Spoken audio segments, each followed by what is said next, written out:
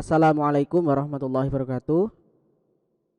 Pada topik ini kita akan membahas tentang pengenalan JavaScript yang merupakan bagian dari pemrograman web. Apa itu JavaScript? JavaScript adalah sebuah bahasa pemrograman client side yang mampu membuat halaman web menjadi lebih dinamis. JavaScript bisa digunakan untuk validasi data, memproses data, dan membuat tampilan web menjadi lebih menarik. Salah satu perbedaan dari pemrograman client side dengan server side adalah ketika kita menggunakan pemrograman client side seperti JavaScript, kemudian HTML atau CSS misalkan, itu kita tidak membutuhkan server untuk mengeksekusi baris kodenya. Sementara untuk pemrograman server side seperti PHP, JSP, itu kita membutuhkan server sebagai engine untuk memproses kode program kita agar bisa dibaca oleh komputer. Apa yang kita butuhkan di dalam memprogram JavaScript? Yang pertama adalah kode editor. Anda bisa gunakan kode editor yang sudah Anda install. Dan yang kedua adalah browser. Kita bisa gunakan Chrome atau Firefox atau yang lain ya.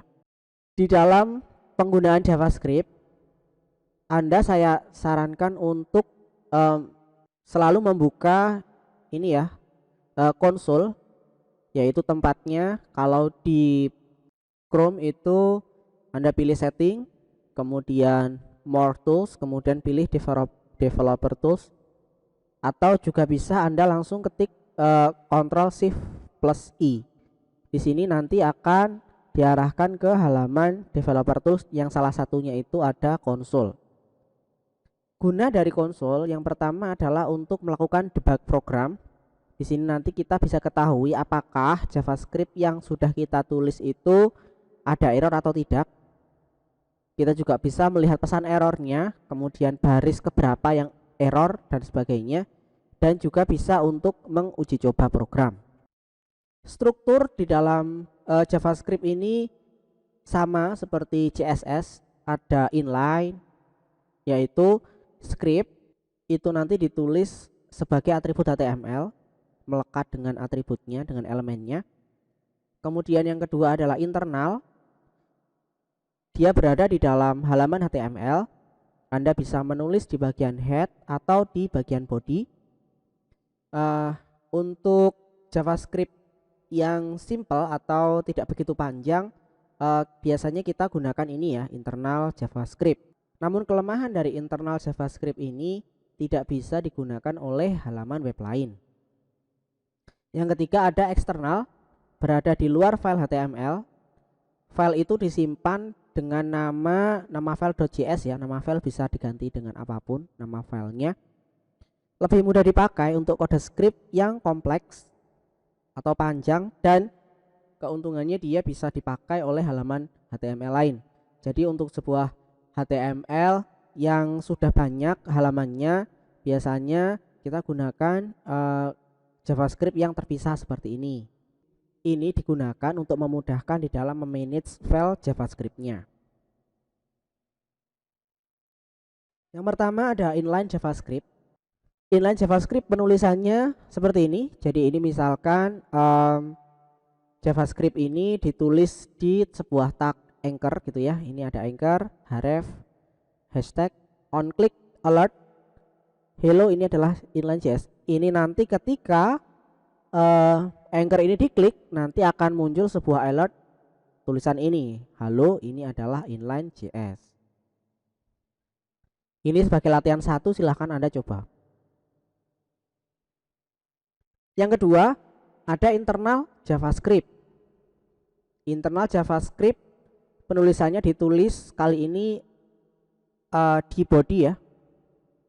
Di dalam tag body ada tag script ditutup dengan garis miring script. Di dalamnya ada sebuah baris JavaScript document write hello world. Ini digunakan untuk menampilkan sebuah teks hello world di web dokumen write. Ini hasil kalau di running, dan ini konsolnya. Kalau kita buka, ini hanya pesan untuk konsol, jadi tidak muncul di halaman webnya tapi muncul di konsolnya menggunakan console.log seperti ini. Scriptnya ada dua, ada script di head, ada script di body. Ini sebenarnya digabung juga nggak apa-apa, tapi ini saya tulis begini untuk menjelaskan kepada Anda bahwa script ini boleh ditulis di head, boleh ditulis di body. Ini juga menjadi latihan 2. Yang ketiga ada eksternal JavaScript. Yang pertama silahkan Anda buat 2 file. Nama filenya misalkan internal.js.html dan file kedua adalah kode external.js.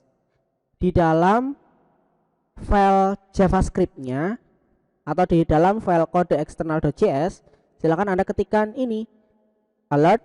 Ini adalah pesan dari eksternal JavaScript. Di sini ada 2 problem yang muncul ya. Ini di kode editornya. Alertnya ini memang belum didefinisikan variabelnya. Nanti kita bahas apa itu variabel. Nah, setelah itu di dalam file internal JS-nya Anda ketik ini HTML head body. Ini untuk menampilkan external JS. Kita gunakan script src atau search file kode JS-nya. Seperti itu. Oke, itu tadi adalah pengenalan JavaScript. Kita lanjutkan di file kedua. Saya akhiri. Assalamualaikum warahmatullahi wabarakatuh.